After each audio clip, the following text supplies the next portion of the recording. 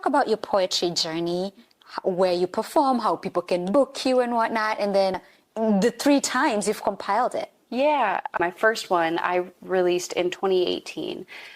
It's just a small little chapbook of like 40 some pages.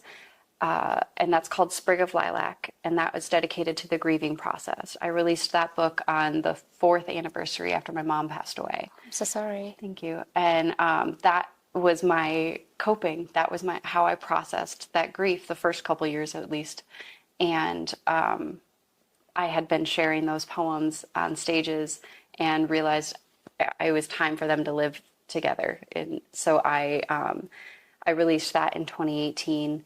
And that book is very special to me. There absolutely will be a second edition of that one because grief doesn't end. And then my second project is a spoken word album titled Depression Holders and Secret Keepers.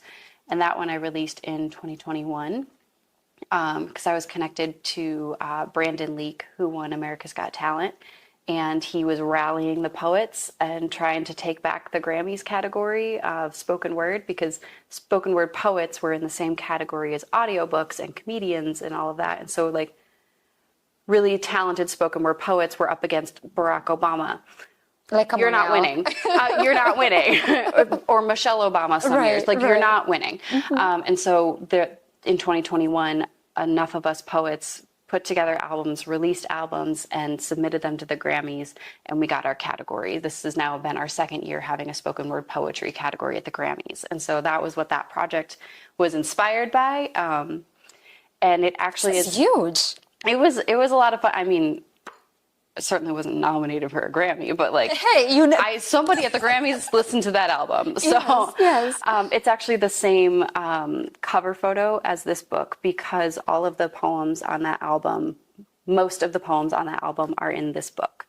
I actually want to keep it here this way. There we go. You know, so everybody can see. So you can see too. Yes. And so those poems, I had been performing a lot of them on stages as well, and with Brandon's call for us to take back the Grammys, it was time for those to live together, and that's kind of my signal that it's time for a project to come to completion. And these, like I said, I had been writing this book for a long time, and it was time both in my career and in my healing journey to present them together to do that. So those are kind of projects that I have. Yeah.